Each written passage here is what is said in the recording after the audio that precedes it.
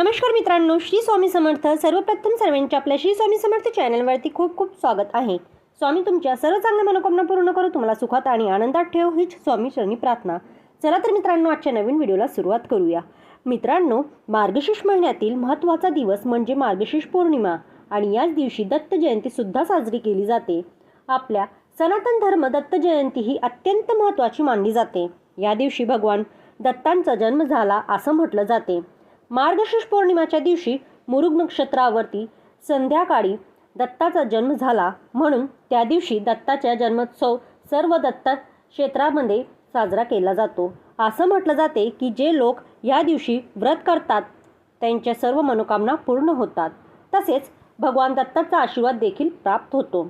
या मार्गशीर्ष पौर्णिमेचा प्रारंभ शनिवारी 14 डिसेंबरला दुपारी 4:58 सुरू होणार आहे आणि या पौर्णिमेची समाप्ती 15 डिसेंबरला दुपारी 2:31 समाप्त होणार आहे. दत्त जयंती ही 14 डिसेंबर आणि 15 डिसेंबर असे 2 दिवस साजरी केली जाणार आहे. ज्या दत्त जयंतीच्या दिवशी दत्त मंदिरात आकर्षक सजावट करून पालना घालून मोठ्या उत्साहात भजन कीर्तन केलं जाते. सर्व श्री स्वामी समर्थाच्या मठात दत्त जयंतीनिमित्त 7 दिवसांचा सप्ताहसुद्धा होतो. इतकं महत्त्व ह्या दत्त जयंतीला दिलं जाते आणि म्हणून या दत्त जयंतीच्या दिवशी आपल्या वास्तुशास्त्रामध्ये करण्यासाठी काही प्रभावी उपायसुद्धा केले जातात. आजच्या व्हिडिओमध्ये मी तुम्हाला एक अतिशय प्रभावी असा उपाय सांगणार आहे. दत्त जयंतीच्या दिवशी तुम्ही एक वेळ उपाशी राहिले तरी चालेल, पण कुत्र्याला खाऊ घाला. ही एक वस्तू शत्रू तुमच्या समोर लोटांगण घालेल. 100 पितरांचा पितृदोष हा नष्ट होऊन गरिबी दारिद्र्य नष्ट होईल. तर अशी कोणती वस्तू ही आपल्याला कुत्र्याला ह्या दिवशी खाऊ घालायचे आहेत, कोणत्या वेळेमध्ये खाऊ घालायचं आहेत, हे त्याबद्दलची संपूर्ण माहिती मी आजच्या व्हिडिओमध्ये तुमच्यासोबत शेअर करणार आहात. पण त्याआधी व्हिडिओमध्ये पुढे जाण्याआधी जर तुम्हालाही दत्त भगवानाचा आशीर्वाद हवा असेल तर व्हिडिओ स्किप न करता शेवटपर्यंत पाहत राहा. चॅनलवरती नवीन असाल तर चॅनलला सबस्क्राईब करा आणि असेच माहितीपूर्वक नवनवीन व्हिडिओ पाहण्यासाठी बाजूला बेल आयकॉनचं बटन आहे त्यालाही प्रेस करा, म्हणजे जेव्हा कधी मी नवीन व्हिडिओ अपलोड करेल त्याचं नोटिफिकेशन सर्वप्रथम तुम्हाला भेटेल आणि तुम्ही एक पण व्हिडिओ मिस करणार नाही. मित्रांनो, तर पहा, दत्त जयंती दिवशी दत्तगुरूची सेवा उपासना केली तर त्यांचा आशीर्वाद प्राप्त होतो. त्याचबरोबर प्रखर पितृदोषातून आपली मुक्ता होते. तुम्ही दत्तगुरूचा फोटो पाहिला असेल, त्या फोटोमध्ये एक गाय आणि 4 कुत्रे हे आपल्याला दिसत असतात, कारण गाय ही पृथ्वीची प्रतीक आहे आणि त्यामध्ये असणारे 4 कुत्रे म्हणजे 4 वेद आहेत. ऋग्वेद, यजुर्वेद, सामवेद आणि अथर्ववेद असे 4 वेद आहेत. तर ते आहे आणि म्हणून या दिवशी आपल्याला दत्तगुरूसोबतच गायीची आणि कुत्र्यांची सुद्धा सेवा जी आहे तर ती करायची आहेत. जर तुम्हाला पितृदोष लागलेला असेल तर अनेक समस्यांना समोर जावं लागते. अशा कोणत्या गोष्टी ह्या मनासारख्या घडत नाही, कोणत्याही कामामध्ये यश मिळत नाही, आपल्याला सतत आर्थिक अडचणी संकटांना समोर जावं लागते. त्याचबरोबर घरात क्लेश भांडणे आहे तर ती वारंवार होत असतात. आलेला पैसा हा घरात टिकत नाही, सतत पैशांची अडचणी आपल्याला जाणवत असते. सतत घरामध्ये आजारपण येणे असतात. त्याचबरोबर घरात पितृदोष असेल तर आपल्या घरातील मुलांची प्रगती ही खुंटत चालत असते. तसेच घरामध्ये कोणतेही शुभ कार्य हे निर्विघ्नपणे पार पडत नाही आणि म्हणून जर आपण ह्या दत्त जयंतीच्या दिवशी ही एक वस्तू कुत्र्याला खाऊ घातली तर जीवनातील अनेक संकट, अडथळे, अडचणी, पितृदोष हा नष्ट होऊन तुमच्या मनातील कितीही कठीणातील कठीण इच्छा ही पूर्ण होईल. तर भरपूर दिवसांपासून तुमच्या मनामध्ये एखादी जुनी इच्छा असेल आणि तिचा पूर्ण व्हावी अशी तुमची मनामध्ये असेल, परंतु तुम्ही प्रयत्नही केले परंतु तुमची इच्छा पूर्ण झाली नसेल, त्या दत्त जयंतीच्या दिवशी जर तुम्ही ही एक वस्तू कुत्र्याला खाऊ घातली तर दत्तगुरूच्या कृपेने तुमची इच्छा ही पूर्ण होईल. आता ही वस्तू आपल्याला कुत्र्याला कधी खाऊ घालायची आहे तर ती तुम्हाला संध्याकाळी शनिवारला संध्याकाळी 5 वाजल्यानंतर ही वस्तू तुम्हाला कुत्र्याला खाऊ घालायची आहेत. आता तुम्ही रविवारच्या दिवशी सकाळी, दुपारी, संध्याकाळी या कोणत्याही वेळेमध्ये तुम्ही ही वस्तू आहे तर ती कुत्र्याला खाऊ घालू शकता. आता ही वस्तू कुत्र्याला खाऊ घालण्यापूर्वी तुम्हाला सर्वप्रथम सकाळी लवकर उठायचं आहे, स्वच्छ स्नान करायचं आहे, स्वच्छ कपडे परिधान करायचे आहेत आणि यानंतर आपल्याला देवघरातील देवांची पूजा करून घ्यायची आहेत.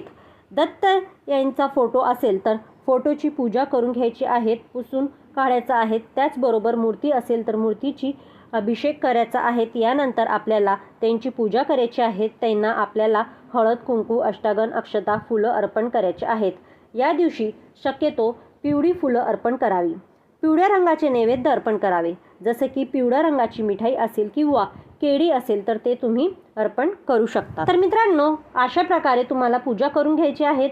जर तुमच्या देवघरामध्ये दत्तगुरूंचा फोटो मूर्ती नसेल तर तुम्ही स्वामींची मूर्ती किंवा फोटो असेल तर तिथे तुम्ही त्यांची सुद्धा पूजा करू शकतात. कारण दत्तगुरू हे एक स्वामींचे अवतार म्हणजे स्वामी समर्थ महाराज आहे. यामुळे तुम्ही त्यांची सुद्धा पूजा करू शकतात. आता ही पूजा करून झाल्यानंतर एक वस्तू जी आहे तर ते तुम्हाला कुत्र्याला खाऊ घालायचं आहे. सांगितल्याप्रमाणे तुम्ही शनिवारी संध्याकाळी खाऊ घातली तरी सुद्धा चालेल किंवा रविवारच्या संपूर्ण दिवसांमध्ये तुम्ही ही चपाती खाऊ घातली तरी सुद्धा चालेल. तर आपल्याला काय करायचं आहे, आपल्याला थोडंसं गव्हाचं पीठ घ्यायचं आहे. त्यामध्ये चिमूटभर मीठ घालायचं आहे. 1 ते 2 चम्मच तुम्हाला हनी घ्यायचं आहे, त्याला आपण मध म्हणतात, ते सुद्धा तुम्हाला घ्यायचं आहे. आणि त्यामध्ये तुम्हाला थोडंसं पाणी घ्यायचं आहे आणि पाणी टाकून तुम्हाला एक उंडा तयार करून घ्यायचा आहे. यानंतर तुम्हाला ह्या पिठाची एक चपाती लाटायची आहे आणि ही चपाती आहे तर ते तुम्हाला एका ताटामध्ये घ्यायची आहेत. 1 ग्लास भरून पाणी घ्यायचं आहे आणि त्यामध्ये तुम्हाला थोडीशी हळद जी आहे तर ते तुम्हाला त्या पाण्यामध्ये टाकून मिक्स करून घ्यायची आहेत. हे सर्व वस्तू घेऊन तुम्हाला सर्वप्रथम तुमच्या देवघरामध्ये जायचं आहे आणि देवघरामध्ये तुम्हाला हा नैवेद्य जो आहे तर तो 5 मिनिटासाठी ठेवायचा आहे. मित्रांनो, तुम्हाला एक हळदीचा टिडा घ्यायचा आहे आणि हळदीचा टिडा तुम्हाला दत्तगुरूंच्या फोटो किंवा मूर्तीला लावायचा आहे किंवा स्वामींचा फोटो असेल किंवा मूर्ती असेल तिथे तुम्हाला हळदीचा एक टिडा लावायचा आहे. 5 मिनिटानंतर ती चपाती तिथून उचलून घ्यायची आहे आणि जी हळद आहे ते सुद्धा तुम्हाला तिथून उचलून घ्यायची आहे. आणि त्यानंतर तुम्हाला तुमच्या घराजवळ असणारं जे कुत्रा आहे त्या कुत्र्याजवळ जायचं आहे आणि गेल्यानंतर सर्वप्रथम तुम्हाला काय करायचं आहे, तो हळदीचा जो टिडा आहे तो तुम्हाला कुत्र्याच्या कपाळावरती लावायचा आहे आणि ही चपाती आहे तर ती तुम्हाला कुत्र्याला खाऊ घालायची आहेत. खाऊ घालताना लांबून फेकू नका. एखादा कागदावरती किंवा प्लेटमध्ये तुम्ही चपाती खाऊ घालायची आहे. मित्रांनो, जर तुमच्या घरचं कुत्रं असेल तर त्याला ती चपाती खाऊ घाला, नसेल तर शेजारच्या घरी कुत्रं असेल तर त्यांच्या घरी जाऊन तुम्ही खाऊ घातली तरीही चालेल. तेही शक्य नसेल तर इकडे तिकडे भटकणारी भरपूर कुत्री असतात, ती आपल्या घरावरती येत असतात, त्यांना तुम्ही खाऊ घातली तरी सुद्धा चालेल. जेव्हा ही चपाती तुम्ही कुत्र्याला खाऊ घालतात तेव्हा साक्षात दत्तगुरू हे प्रसन्न होतात आणि जीवनातील सर्व अडचणी या कमी होतात. जर तुम्हाला ह्या दिवशी अशी चपाती खाऊ घालणं शक्य नसेल, त्या दिवशी तुम्हाला दूध घालून थोडीशी खीर बनवायची आहे. दूध, साखर, रव्याची किंवा तांदळाची खीर तुम्ही बनवू शकतात. 1 वाटीभर तुम्ही ही खीर खाऊ घातली तरी सुद्धा चालेल. या दत्त जयंतीच्या दिवशी ह्या 2 वस्तू कुत्र्याला खाऊ घालणे अत्यंत शुभ मानलं जाते. जो पण व्यक्ती या दिवशी मनोभावे हा उपाय करतो त्या व्यक्तीचे सर्व इच्छा मनोकामना पूर्ण होतात. मित्रांनो, तसेच संकट हे नावालाही उरत नाही, त्या कुटुंबाची प्रगती व्हायला सुरुवात होते. मित्रांनो, व्हिडिओ आवडला असेल तर एक लाईक नक्की करा आणि तुमच्या मित्रपरिवारांसोबत जास्तीत जास्त शेअर करायला विसरू नका. आणि चॅनलवरती नवीन असताना चॅनलला सबस्क्राईब नसेल करेल तर प्लीज चॅनलला सबस्क्राईब करा आणि बाजूला बेल आयकॉनचं बटन आहे त्यालाही प्रेस करा, म्हणजे जेव्हा कधी मी नवीन व्हिडिओ अपलोड करेल त्याचं नोटिफिकेशन सर्वप्रथम तुम्हाला मिळेल आणि तुम्ही एक पण व्हिडिओ मिस करणार नाही. तर चला मित्रांनो, भेटूया असेच पुढच्या एक नवीन व्हिडिओसोबत. तोपर्यंत श्री स्वामी समर्थ. जय जय स्वामी समर्थ. जय दत्तगुरू महाराज की जय. श्री स्वामी समर्थ.